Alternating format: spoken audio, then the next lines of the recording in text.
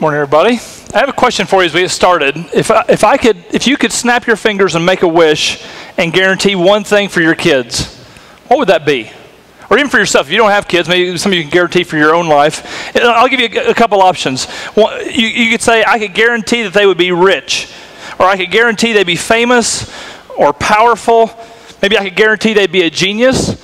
Some of you are like, my kids are already there. No need to wish for that. Maybe you could wish that they're gorgeous, or you could wish that they're happy. If you could pick one of those six, I won't ask you for each one, but how many of you would pick happy as the one you would want for your kids? Overwhelming majority every time you do. I've seen studies about where this has been done. It's always an overwhelming majority. When you put a list like that, happy is always that. Why is that? Why would we put happy over all those other things? I mean, it's a great list. Those are all important attributes, but I think we see all of them, as important as they are in our culture, as kind of gateways to happiness. I mean, I think we say, well, if my kids had enough money, they'd be able to buy the things they need, they'd be happy. Or if my kids were really smart, they'd be able to figure things out in life, then they'd be happy. Or if my kids fill in the blank. We see those things as great ways to get them to be happy. But if we could just bypass all that and go straight to happy, let's just go ahead and straight to happy. What if I told you I could tell you this morning how to be happy? I could fix this for you. See, the problem with the other choices is that we've seen way too many examples of people who have one or more of those attributes and still don't find themselves being happy. All you got to do is walk through the checkout line at the grocery store and see magazine after magazine of all these different celebrity famous people who have one or more of the top part of the list, but they're anything but happy.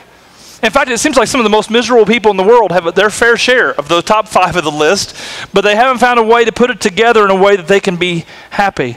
But I want to tell you this morning that I can tell you a way to be happy, and I can fix that for you. You can always tell what's important to a culture, what they think will make them happy, by what they value.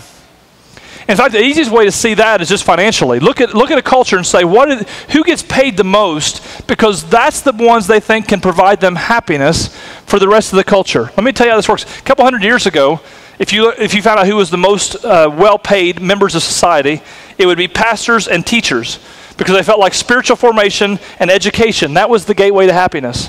Now, there's not a lot of you pastors in the room to represent us, but there are several teachers. Do you feel like you're the best paid members of society today? Probably not, right? We've kind of changed our values on that. We've decided maybe that's not the best way to get happy. But that was for a while. And then around the turn of the 20th century, in those early part of the 20th century, we believed that technology was our gateway to happiness. So scientists and engineers, they were the highest paid because they were the ones who were going to give us all of these things to make us happy. In fact, in 1967, there was a report before Congress, an official report that said in 30 years, so in 1997, technology would advance so much, so dramatically, we'd be able to do things so much more efficiently, that we'd have a little bit of a problem on our hands with all the time we had to deal with. They said that we would either work 22 hours a week and then be able to go home the rest of the time because we got so much done in those 22, or we'd work normal weeks, but we'd take off 20 weeks a year, only work 32 weeks out of the year, or they'd say we'd get so much done at the regular pace that at age 40 we'd retire. Now, that's 45 years ago. They said that now our number one problem today would be what to do with all of our leisure time. We're 45 years later. Is that your number one problem, what to do with all your leisure time? But we really believed for a while that technology was our gateway to happiness, so we paid our engineers and our scientists the very most during those years. Fast forward to today, we're still trying to figure out how to be happy, but so who do we pay the most now? It's entertainers. Entertainers, sports, celebrities, musicians. And if we didn't value entertainment so much, then why would these people be famous? Just take a second. Why would they be famous? Or why would Duck Dynasty have a television show? We pay these guys a lot of money. Or why would this poor little girl, for heaven's sakes, why would she be on? I mean, we value entertainment. We are really convinced if we had more entertainment or the right kind of entertainment, then we'd finally be happy. And so we've made all of these people rich for, I don't understand really why we've done that. In fact, several years ago, LeBron James, somebody said athletes a minute ago, LeBron James, right before he graduated high school, there's a real clear rule in sports that you cannot pay money to people for athletics who are still amateur athletes. So when you're in high school, you can't get paid by a endorsement or any of those kind of things. When you're in college, you can't get paid to be an endorser or whatever. And so LeBron James was almost ready to finish high school. He couldn't yet sign endorsements, but everybody knew this guy's going to be really, really good, and he was going to sign a pro contract very shortly after he graduated. So There's all these endorsements lining up for him. He had an agent in high school and all this stuff. And so the deal was you had to wait till after you finished your last class, and then you're free to sign endorsements before you even walked in graduation. That didn't matter. It's just that last class. That was the issue. So in between LeBron James's last day of class and the day he walked for graduation, he signed several multi-million-dollar contracts and drove a brand new Hummer to graduation because he was already a multimillionaire. We value entertainment at such a high level because we're convinced if we had just a little more entertainment, just the right entertainment, then we'd be happy. But we'll change because that's not going to work. But I can tell you this morning how to be happy. I can fix that for you. And when I tell you, you're not going to believe me. I mean, you may believe me in like a general way, like that'd be good for somebody else to do, but not my life, not my story, not my specifics. And I know that because I don't believe in my own life in specifics sometimes. I want to be convinced that it really is something else. But I'm going to tell you this morning how to do it. And if you'll just trust me, or more importantly, if you'll trust God, you will find the road to happiness is as simple as changing a question that you ask.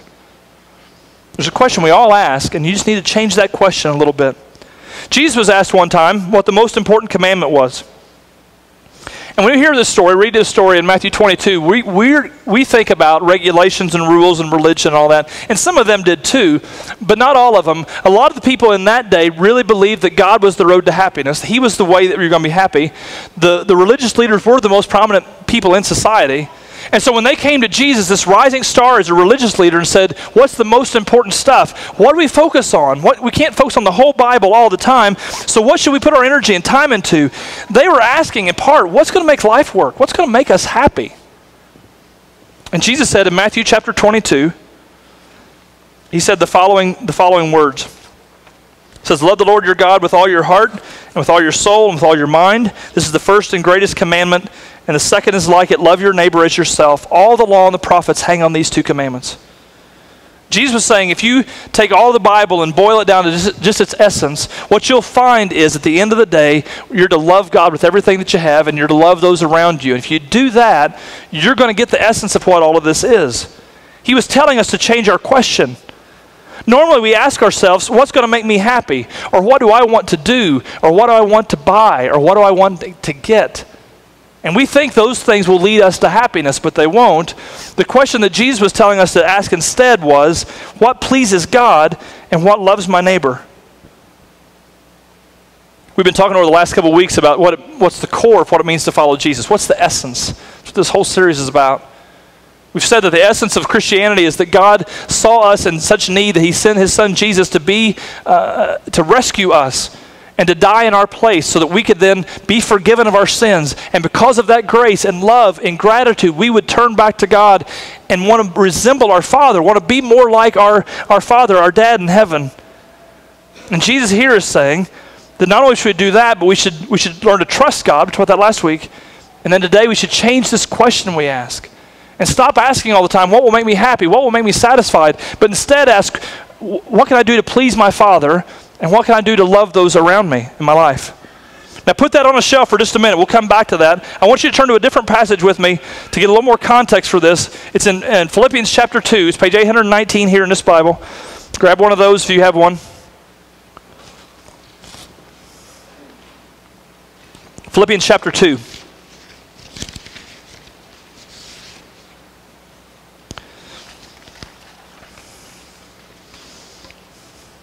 This passage has a description for us about God, and I think it will be helpful for us to see this so we understand the words Jesus said even a little more. This whole passage is great. We're just going to actually read 5 or 6 verses in the middle, but you can read more before and after later. It's a great section. We're going to start in verse 5 of Philippians chapter 2. Kind of top left corner of the page. It says, in your relationships with one another, have the same mindset as Christ Jesus, who being in very nature God, did not consider equality with God something to be used to his own advantage. Rather, he made himself nothing, taking the very nature of a servant, and being made in human likeness, and being found in appearance as a man, he humbled himself by becoming obedient to death, even death on a cross. Therefore God exalted him to the highest place, and gave him the name that is above every name, that the name of Jesus every knee should bow in heaven and on earth and under the earth, and every tongue acknowledge that Jesus Christ is Lord, to the glory of God the Father. You know, I used to, when I would read that passage, I think I used to misunderstand it. I would see that passage and I would think that what they were saying was that Jesus was God. He was completely God. He was the king of the universe, so he's to be treated like royalty. He deserves that. And so even though Jesus deserved to be treated like a king and like royalty, he chose to reach out and lower himself down for us and pretend to be a servant so he could put on a good show for us of what we should be like, and we would then follow in his example and be a servant as well. But I think I've missed the larger point when I see it that way. I think the larger point is that Jesus, who is completely and wholly God, did not use that to his advantage because he was God. And precisely because he was God, he chose to serve. And precisely because he was God, he chose to love and to give and forgive and to humble himself. It is in the very nature of God for him to be humble like that. It's in the very nature of God for him to give of himself that way. And we don't choose to serve and love and forgive because we've become like God. We have became like God because we first chose to love and forgive and serve. It's a subtle difference, but I think it really makes a lot of important differences in our life. The way I always saw it was that people, when they got to be really great, when they achieved this really high mark, they would then choose out of their greatness to lower their hand back down and help someone else out. But I think the opposite is true. I think those who want to become great, those who want to be successful, those who want to make their life work and be happy, they find the road to that greatness is through humility and through service and through sacrifice. Jesus, I believe, literally descended down into greatness. Jesus lowered himself into greatness, and he calls us to do the same thing. There's a lot of verses like this that I've misunderstood over the years, I think. Matthew 23, Jesus says, "The greatest among you will be your servant. For those who exalt themselves will be humbled, and those who humble themselves will be exalted." See, he's not saying that great people choose to serve. He's saying that serving people makes you great. And if you want to get your soul right, if you want to make your life work, if you want to spiritually be together, you find that path through humility and service and sacrifice. And over time, God will work in that through your soul to get you to a much better place. Jesus lived these words. He didn't just say them. They weren't just a good speech. Jesus humbled himself and God exalted him. Jesus lowered himself so that God could lift him up. What I often try to do is I try to raise myself up, and although the only option that I leave for God is for him to have to lower me back down. But if I would choose to lower myself before God, he could raise me up and he could lift me up. I remember the first time I really saw this in action in life. I didn't make the connection yet with these verses, but it hit me and it stuck with me. We went to Tijuana on a trip to serve in an orphanage there. And it was the first time I'd ever been out of the country, so I wasn't used to this kind of condition or this kind of poverty. And we went to this orphanage, and the whole building was a circular-shaped building where they had a courtyard in the middle. And the kids were so packed in there. We asked them, we had a carpenter who was coming with us. And before we got down there, we said, hey, we're going to have a carpenter. We're going to have some other able-bodied guys, who are not all that smart, but like me, they're willing to help. And so we got to kind of crew that way. And some other people doing so what do you want us to build for you? What can we do? I mean, you got this orphanage and you got needs. What can we build? And they said, we'd really like you to build a walk-in closet. We're like, a walk-in closet? This is not the Shangri-La. This is what are you talking about, walk-in closet? And they explained to us, and when we got down there, we learned more. What happened was they were so packed full of kids, so packed full of kids that they had taken off the streets who had no place to go, that they didn't have room for their stuff. So what would happen is they had rooms, they're basically the size of our bedrooms, our kids' bedrooms, whatever, and they initially had just 2 kids in there, one on each bed, and then they had more kids come, so they built bunk beds. Now they had 2 bunk beds in each room, 4 kids in each room, and that still wasn't enough room. More kids were coming, so they made them triple bunks, kind of like the Navy. We were just packed in there in these rooms, and there's still more kids coming. So they finally put 3 triple bunks in each room, and they're about the same size bedrooms that we would have for our kids. So now you got 9 kids in each bedroom, and none of them have much stuff, but they all have a little bit of clothes and such, so they didn't have room for all their clothes in these rooms because they're so packed full of kids. So they said, if you could just take this one extra room and put cubbies floor to ceiling all the way around, we'll be able to stack all their stuff in there very efficiently, and that'll be where they put their stuff, and they'll sleep packed into these little rooms. Well, that's a whole different picture than a walk-in closet that I'm thinking in my head. So we're like, oh, absolutely. So we start going to work there. And when we were there, we saw exactly what they're talking about. There were so many kids who wanted to come be in this orphanage, and they just didn't have enough room for them. Early in the week, there was a mom that had come by, and And we heard them talking about this later. The mom came by and said, can I drop my 2 boys off? I can't afford to feed them. She had a boy, I think 8 and 10 was the 2 ages. I said, I can't afford to feed my boys. Can you take them and raise them for me? And they said, well, we'd love to, but we're out of space. Go talk to this other agency. And so she went, and the next day she came back and said, they don't have room either. Can you take my boys? And they said, well, go talk to this other agency. And all week they kind of put her off. And all week she was desperately, frantically trying to find someone to take care of her kids because she couldn't afford to do so. I mean, the level of desperation is just hard to fathom, to have an 8-year-old and a 10-year-old and say, I can't afford to provide for them in just the basic terms. So I remember towards the end of the week, I was out in this courtyard area, and again, it's surrounded by buildings, and it's a 2-story building all the way around, except for right by the one spot, they have an upstairs part, but then the downstairs was open and had a drive out into the road, and had a big metal gate there so people couldn't get in. And so the kids would play in the courtyard, and it was all safe for them. There wouldn't be outside people coming in.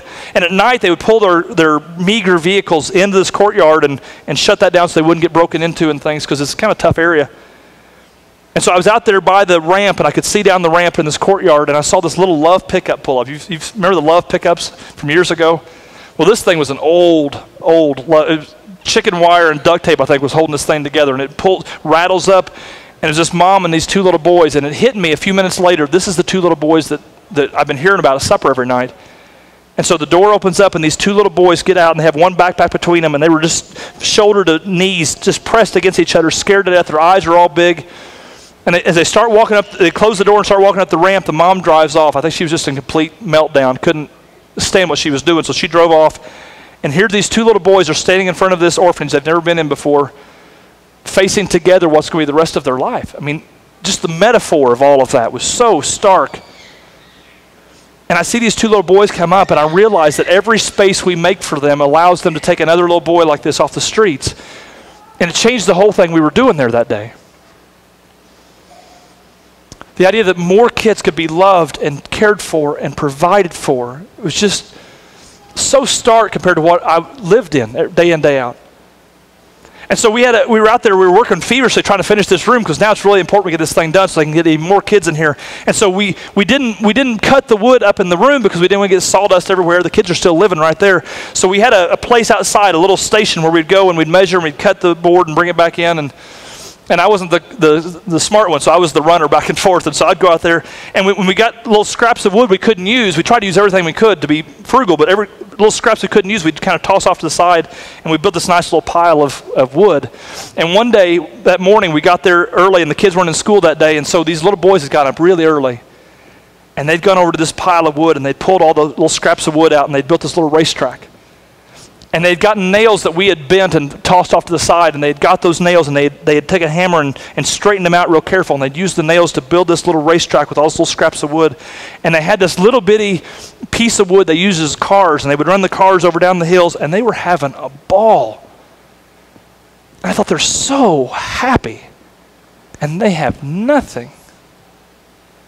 And it made me think back to where I'd just been, a week earlier at my house with my kids and the kids in my neighborhood and the kids in my family who have so much and were not happy and were complaining about things and weren't satisfied and were and I didn't make the connection at the time, but years later I put these verses together and I thought, oh my gosh, that's exactly what Jesus was talking about. The path to happiness really does come through humility and service and lowering yourself down. And it's what the essence of what it means to be a follower of Jesus. I mean, I've often talked to people who are facing depression, and when I talk to them, the conversation's bigger than what I'm going to tell you, of course. There's a lot more to it. I put them to a counselor, and there's lots of things going on in their life. But one of the things I almost always say to them is, you need to find a way to serve somebody else. And they always look at me kind of shocked, like, I'm kind of in a hard spot. Now you're trying to get volunteers to the church or something. I'm like, no, I'm not trying to get volunteers to the church. In fact, if you're cynical about that, don't even go to the church. I'll say, go serve at the well or go volunteer at the homeless shelter. But you need to take some time and get outside of your misery, outside of yourself, and serve somebody else. Go stock some shelves or sweep a floor or something. And when they look at me, finally they'll also come back later and say, that really helped. Because we were built that way.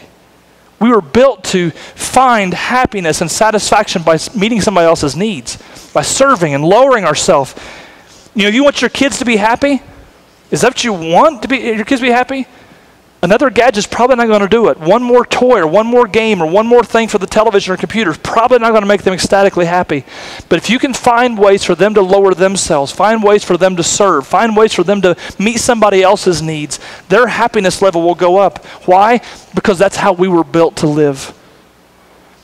We were built that way because that models our Father in heaven who created us. That's the way he lives. That's the way Jesus lived. Let me tell you this verse out of Matthew earlier, Matthew 5. Jesus says, you have heard that it was said, love your neighbor and hate your enemy. But I tell you, love your enemies and pray for those who persecute you. And that you may be children of your Father in heaven, because he causes his sun to rise on evil and the good. He sends rain on the righteous and the unrighteous. We become like God when we love our enemies. We become like God when we pray for those who mistreat us. And if you and I could ever get to the point where we lower ourselves enough to love those around us who are not lovely, to serve those who have needs, to meet people where they are, you will find a road to happiness that you just can't get any other way. It's how you were made to live. You know, if you hear that and you're thinking, I'm just trying to get volunteers to the church, don't serve here. Serve somewhere else. I don't want to take the cynical out of the room. Volunteer at the well. Go to the homeless shelter. Go somewhere else. Sweep a floor. Pack a shelf. Come to the school and volunteer for a local school. Do something. But if you find a way to give of yourself, not for money, not for adoration, not for attaboys and attagirls, find a way to give just because it meets a need, you will find happiness like you can't find any other way. And your kids, I promise, are the same way. So on a practical level, what should we do? How do we do that in kind of a day in, day out way? We change our question. We stop asking, what do I want? What will make me happy? What do I want to do? And we start asking, what will please my Father in heaven? And what will love my neighbor well? Ask that question with your spouse. How can you love your spouse well? Ask that question with your money. How can I use my money to please God and love my neighbor? Ask that question with your kids. Ask that question with your free time. Ask that question when you're upset and angry and vengeful and you want to pout and you want to fuss and you want to be mad. Ask that question then. Help your kids to ask that question. What pleases God and what loves my neighbor? Because when you can find the answer to that question, you find life. The reason I know that is because that's how Jesus lived his life. Jesus, who was the very nature of God, came down to this earth and he humbled himself. He lowered himself. He served. He met needs. He loved those not just who loved him back, but even when he was on the cross with his hands spread out and nails in this hand and nails in that one and nails in his feet, he looked down at the sneering faces who put him there, those who spat in his face, those who drove the nails in his hands and feet, those who put the crown of thorns on his head. He looked down at them, and what did he say to God? Father, forgive them, for they don't even know what they're doing. And when you can learn to love those who hate you, when you can learn to love those who are not kind to you, when you can really ask the question, what pleases my Father and what loves my neighbor, and live that way, you will find the road to happiness like nothing else you can do. And God wants that for you. He made you that way.